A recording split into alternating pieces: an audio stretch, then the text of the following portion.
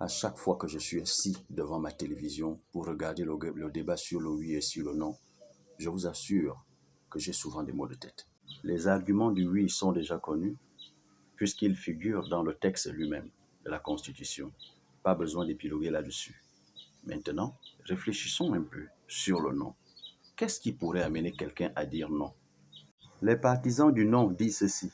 Disons non parce que la nouvelle constitution ne prévoit pas la séparation des pouvoirs. Faux.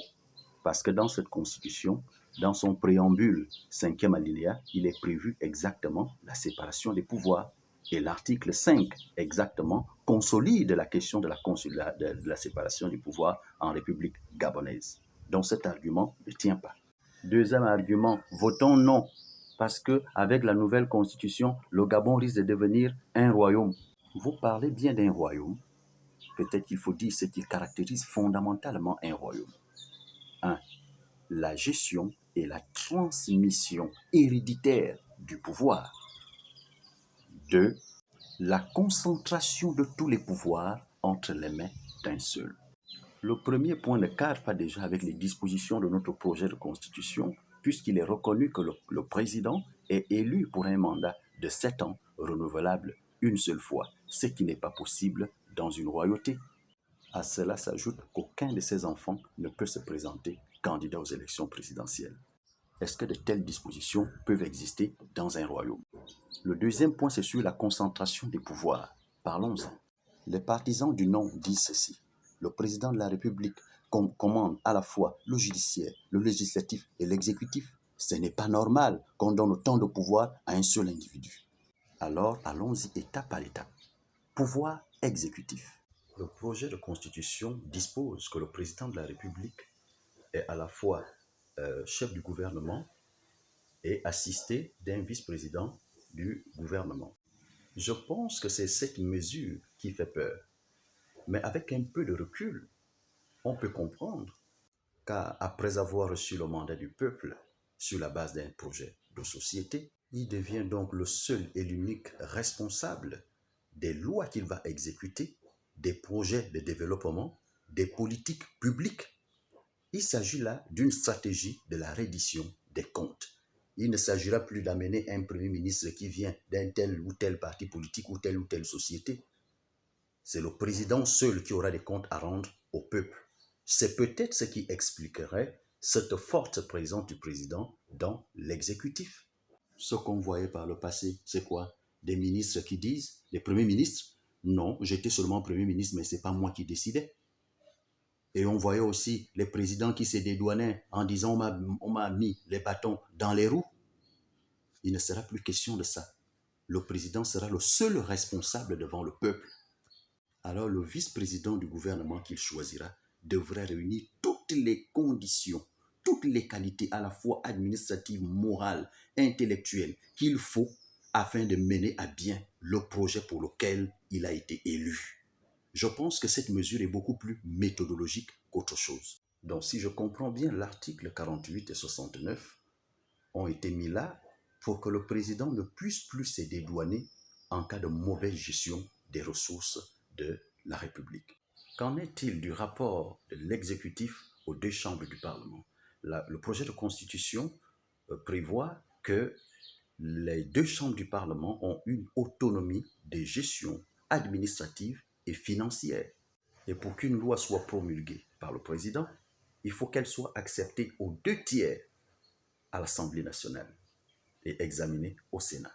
On voit bien que la forte présence du président de la République dans le domaine exécutif est diluée par le caractère consultatif de la loi, je dirais même participatif, car la loi sera l'expression de la volonté du peuple représenté par les députés et par les sénateurs.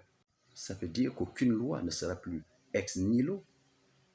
Pour qu'il y ait promulgation, il faut d'abord une consultation des deux chambres pour voir ce qu'elles en pensent. Les deux chambres qui elles-mêmes ont une autonomie de gestion administrative et financière. Et cette autonomie qui lui donne le pouvoir de pouvoir se prononcer librement sur certains aspects qui concernent le développement de la chose publique. Et si vous lisez bien l'article 52, vous vous rendrez compte que le président peut effectivement demander une nouvelle délibération de la loi, mais pour qu'elle soit modifiée, il faut qu'elle soit acceptée aux 2 tiers par l'Assemblée, par le Sénat. Et si jamais ça échouait, ça part au niveau de la Cour constitutionnelle. Et si la Cour constitutionnelle refute la demande, la requête du président de la République, alors celle de l'Assemblée nationale sera maintenue. Est-ce qu'on voit ça dans un régime monarchique, dans un royaume? Maintenant, qu'en est-il du pouvoir judiciaire? Ce qu'on entend un peu partout, c'est que ce n'est pas normal. Comment le président peut être le président du Conseil supérieur de la magistrature? Mais le problème, c'est qu'on ne dit pas le reste des lois qui suivent. L'article 110 consacre déjà l'autonomie administrative et financière du pouvoir judiciaire, comme les autres pouvoirs. Et l'article 111 montre ici que le pouvoir judiciaire est indépendant de tous les autres pouvoirs. Et le deuxième alinéa de cet article précise bien que les magistrats ne sont soumis qu'à l'autorité de la loi et non à l'autorité du président de la République. Ça veut donc dire que les décisions de justice sont faites en toute autonomie. En présidant le Conseil supérieur de la magistrature, il ne le fait pas seul. Il est assisté les membres du Conseil d'État, de la Cour constitutionnelle et de la Cour des comptes. À cela s'ajoutent 3 députés de l'Assemblée nationale et 3 sénateurs. Cela veut dire que nous avons affaire ici à un régime purement participatif et consultatif. Je pense que ce qui fait peur aux partisans du non, c'est qu'ils confondent présider et commander. Présider, c'est coordonner, organiser, faciliter. Commander, c'est exiger, imposer. Il n'est pas le commandant du Conseil supérieur de la magistrature. Il est le président du Conseil supérieur de la magistrature. C'est cette confusion au niveau de la sémantique qui crée autant de problèmes. J'ai entendu quelqu'un dire, c'est la loi, c'est le président qui m'avait mis en prison, c'est aussi le président qui m'avait fait sortir. Je suis désolé. Avec le nouveau projet de constitution, c'est la loi qui t'enverra, qui va t'envoyer en prison, et c'est aussi la loi qui te fera sortir de prison désormais. Toujours dans le domaine judiciaire, parlons un peu de la Cour constitutionnelle. Le président de la Cour constitutionnelle ne sera plus nommé. Il sera désormais élu par ses pairs.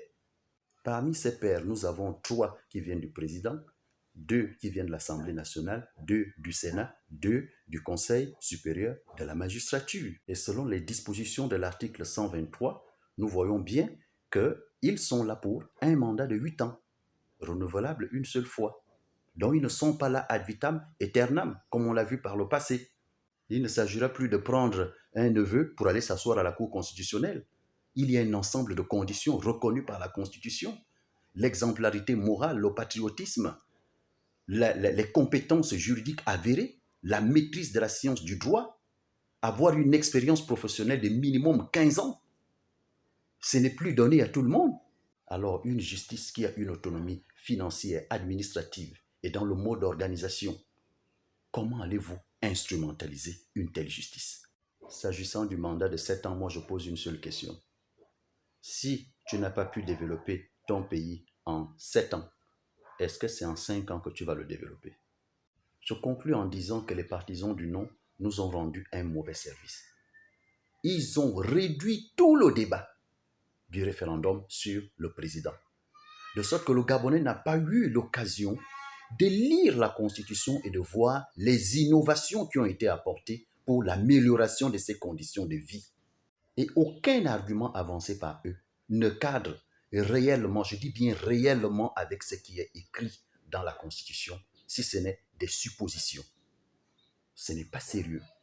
Mais quel est le plan machiavélique qui se cache derrière le non? Ce sera l'objet de ma prochaine vidéo.